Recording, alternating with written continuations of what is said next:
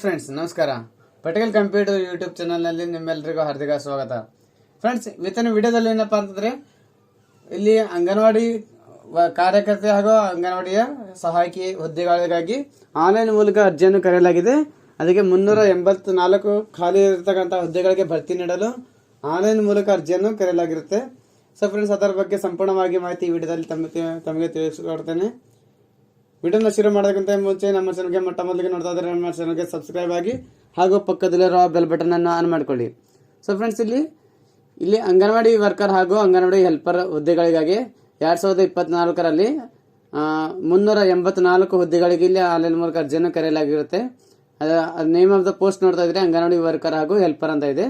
Post date ಬಂದು 12 ಜನವರಿ 2024ರಂದು post ಅನ್ನು ಬಿಡುಗಡೆ ಮಾಡಲಾಗಿದೆ.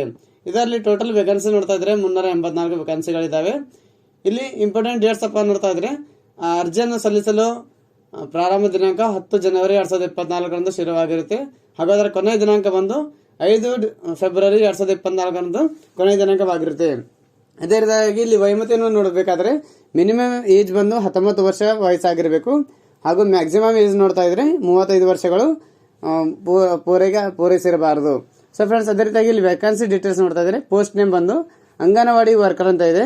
ಅಂಗನವಾಡಿ ವರ್ಕರ್ ಅಲ್ಲಿ 106 ಹುದ್ದೆಗಳಿದ್ದಾವೆ. ಅದಕ್ಕೆ ಕ್ವಾಲಿಫಿಕೇಶನ್ ಏನು ಬೇಕಪ್ಪ ಅಂತಂದ್ರೆ 10th ಕ್ಲಾಸ್, ಅದರ ಜೊತೆಯಲ್ಲಿ 12th ಅಥವಾ ಡಿಪ್ಲೊಮಾ ಪಾಸ್ ಆಗಿರಬೇಕು. ಅದೇ ರೀತಿಯಾಗಿ ಇಲ್ಲಿ ಅಂಗನವಾಡಿ ಹೆಲ್ಪರ್ ಹುದ್ದೆಗಳಿಗೆ ನೋಡಬೇಕಾದ್ರೆ 278 ಇಲ್ಲಿ ಹುದ್ದೆಗಳು ಕರೆದಿರ್ತಾರೆ. ಅದಕ್ಕೆ ಇಲ್ಲಿ ಕ್ವಾಲಿಫಿಕೇಶನ್ ನೋಡ್ತಾ ಇದ್ರೆ 10th ಕ್ಲಾಸಲ್ಲಿ ಪಾಸ್ ಆಗಿರಬೇಕಾಗುತ್ತೆ. ಸೊ ಫ್ರೆಂಡ್ಸ್, ಅದೇ ರೀತಿಯಾಗಿ ಇಲ್ಲಿ ಯಾರ್ಯಾರು ಅಂಗನವಾಡಿಗೆ ಅರ್ಜಿಯನ್ನು ಸಲ್ಲಿಕೆ ಮಾಡಲು ಯಾರ್ಯಾರು ಪ್ರಯತ್ನ ಪಡ್ತಾ ಇದ್ದಾರೆ ಅವರು ಇಲ್ಲಿ ಪ್ರತಿಯೊಬ್ಬರು ಇಲ್ಲಿ ಆನ್ಲೈನ್ ಮೂಲಕ ಅರ್ಜಿಯನ್ನು ಸಲ್ಲಿಕೆ ಮಾಡಲು ಇಲ್ಲಿ ಅವಕಾಶವನ್ನು ಕೊಡಲಾಗಿದೆ. ಸೊ ಫ್ರೆಂಡ್ಸ್, ನಮ್ಮ ಮಾಹಿತಿಯನ್ನು ಇಷ್ಟವಾದಲ್ಲಿ ನಮ್ಮ ವಿಡಿಯೋನ ಲೈಕ್ ಮಾಡಿ, ಫ್ರೆಂಡ್ಸ್ ಜೊತೆಗೆ ಶೇರ್ ಮಾಡಿ. ನಾನು ಮತ್ತೆ ಭೇಟಿಯಾಗುತ್ತೇನೆ ಮುಂದಿನ ವಿಡಿಯೋ ಜೊತೆಗೆ. ಅಲ್ಲಿವರೆಗೂ ನಮಸ್ಕಾರ, ಧನ್ಯವಾದಗಳು, ಶುಭ ದಿನ.